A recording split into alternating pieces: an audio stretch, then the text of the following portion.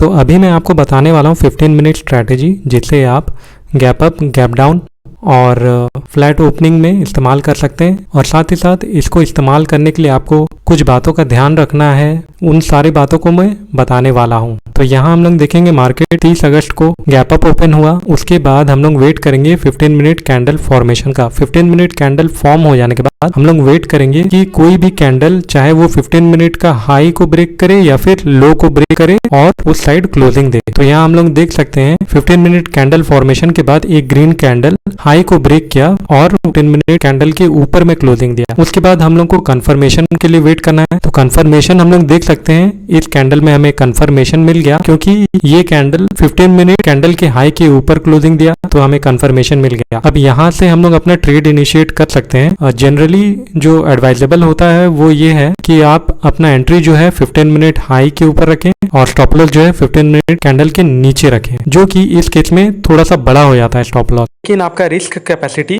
जितना है आप उस हिसाब से ही अपना स्टॉप लॉस प्लान कीजिए। जैसे यहाँ पर हम लोग देख सकते हैं हम लोग को एक स्विंग यहाँ पर मिला, एक रेड कैंडल मिला है, तो इस रेड कैंडल के नीचे हम अपना स्टॉप लॉस रख लेंगे और एंट्री हम लोग 15 मिनट कैंडल के हाई के आसपास रखेंगे अपना एंट्री। और उसके हिसाब से हम अगर इस ट्रेड में एंटर किए होते तो हमें बहुत ही इजीली अपना टारगेट मिल गया होता। और साथ ही साथ अगर हम लोग स्टॉप लॉस ट्रेल करते हुए जाते तो बहुत ही अच्छा रैली को हम लोग कैप्चर कर सकते थे। इस स्ट्रैटेजी को इस्तेमाल करने के दौरान हम लोग को कुछ बातों का ध्यान रखना चाहिए, जैसे मार्केट में जहां हम एंट्री कर रहे हैं वहां क्या आसपास कोई सपोर्ट, रेजिस्टेंस या फिर गैप कितना बड़ा है, प्रीवियस डे हाई लो, ये सारी बातों को ध्यान में रखना पड़ता है। तो यहाँ पर हम लोग देख सकते हैं इससे पहले जो गैप था वो थोड़ा बड़ा था, तो हम लोग के पास स्पेस था मार्केट मूव होने के लिए, इसलिए हम लोग यहाँ एंटर कर सकते थे। उसके बाद अगर यहाँ देखें 29, तो 29 में मार्केट गैप डाउन ओपन हुआ। गैप डाउन ओपन होने के बाद 3 कैंडल का हम लोग वेट करेंगे। 3 कैंडल बन जाने के बाद जो कैंडल किसी भी साइड ब्रेक करेगा उस साइड हम लोग अपना एंट्री लेंगे। तो यहाँ पर अप साइड ब्रेक किया, उसके बाद एक कंफर्मेशन भी मिला, तो हम लोग यहाँ से अपना ट्रेड इनिशिएट कर सकते थे। और देख सकते हैं हम लोग अगर इस ट्रेड में एंटर करते तो अराउंड कुछ नहीं भी तो नहीं 90 to 100 पॉइंट्स इसमें भी हम लोग कैप्चर कर सकते थे, इतना अपॉर्चुनिटी था। चलिए पीछे का ट्रेड देखते हैं, पीछे में क्या पॉसिबिलिटी था।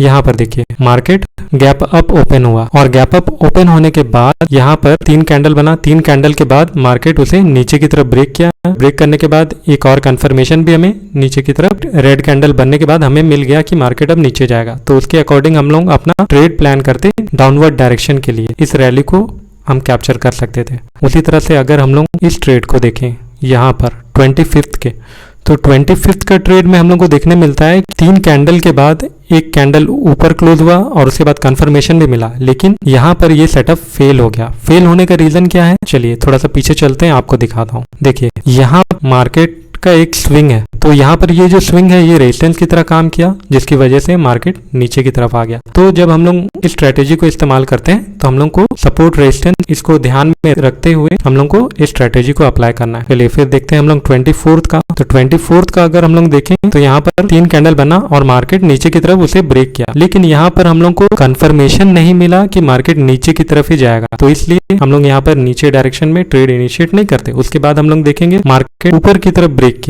किया, लेकिन यहाँ पर भी कोई अच्छा हम लोग को कंफर्मेशन नहीं मिला। और ऊपर से हम लोग यहाँ देख सकते हैं प्रीवियस डे हाई यहाँ पर है, जिसकी वजह से मार्केट यहाँ से रेजिस्टेंस फेस करके फिर नीचे की तरफ आ गया और मार्केट ऐसे ही इतना बड़ा रेंज में ही फंसा रहा दिन भर। 23 का अगर चार्ट देखें तो गैप डाउन ओपन हुआ। गैप डाउन के बाद हमें ऊपर की साइड क्लोजिंग और कंफर्मेशन दोनों मिले। उसके बाद मार्केट ऊपर तो गया और वहां से फिर नीचे आ गया। नीचे आने का रीजन क्या है, क्योंकि यहाँ पर एक स्विंग था जहां से मार्केट डाउनवर्ड रैली किया था, तो इस स्विंग के पास पहुंचते ही मार्केट फिर से नीचे आ गया। उसके बाद हम लोग देखते हैं ये 22 का चार्ट, 3 कैंडल बना। 3 कैंडल के बाद एक रेड कैंडल उसे नीचे की तरफ ब्रेक किया और एक कंफर्मेशन भी मिल गया। तो हम लोग यहाँ से आप अपना डाउनवर्ड ट्रेंड के लिए ट्रेड प्लान करते हैं। तो हमारा एंट्री अराउंड कुछ इस लेवल के आसपास होता और हमें फिर यहाँ तक इतना बड़ा रैली कैप्चर करने को मिलता। चलिए यहाँ पर देखते हैं 19 अगस्त का। 19 अगस्त को मार्केट फ्लैट ओपन हुआ और वो भी प्रीवियस डे हाई के पास। यहाँ पे मार्केट रिएक्शन पाया और नीचे की तरफ एक कैंडल क्लोजिंग दिया। उसके बाद कंफर्मेशन भी मिला यहाँ पे और हम लोग देख सकते मोर देन 100 पॉइंट्स यहाँ पर भी कैप्चर कर सकते थे। इस स्ट्रेटेजी को इस्तेमाल करने में हम लोग को जिन बातों का ध्यान रखना है वो ये है, जब 15 मिनट कैंडल फॉर्मेशन हो जाए उसके बाद जो कैंडल 10 मिनट के हाई या लो को ब्रेक करे और ऊपर क्लोजिंग दे, उसके बाद कंफर्मेशन का वेट करना है। कंफर्मेशन मिलने के बाद हमें ट्रेड इनिशिएट करना है, और ट्रेड इनिशिएट करने से पहले हमें ध्यान देना है आसपास में कोई सपोर्ट या रेजिस्टेंस है या नहीं। वो सपोर्ट या रेजिस्टेंस कोई स्विंग हो सकता है, कोई सपोर्ट लेवल हो सकता है, कोई रेजिस्टेंस लेवल हो सकता है, या फिर प्रीवियस डे हाई या लो हो सकता है। तो ऐसे बहुत सारी चीजें हैं जिसकी वजह से ट्रेड फेल हो सकता है। तो इन सारी बातों को ध्यान में रखना पड़ेगा। आप चाहें तो इस स्ट्रैटेजी को खुद से बैक टेस्ट कर सकते हैं और देख सकते हैं। अगर ये वीडियो अच्छा लगा तो लाइक, कमेंट, शेयर, सब्सक्राइब जरूर कीजिएगा और बेल आइकन को प्रेस कर दीजिएगा, जिससे कोई भी अगर वीडियो अपलोड होता है तो आपको उसका नोटिफिकेशन मिल जाएगा। आप हमारे टेलीग्राम चैनल पे भी जुड़ सकते हैं, जिसका लिंक डिस्क्रिप्शन में दिया हुआ है।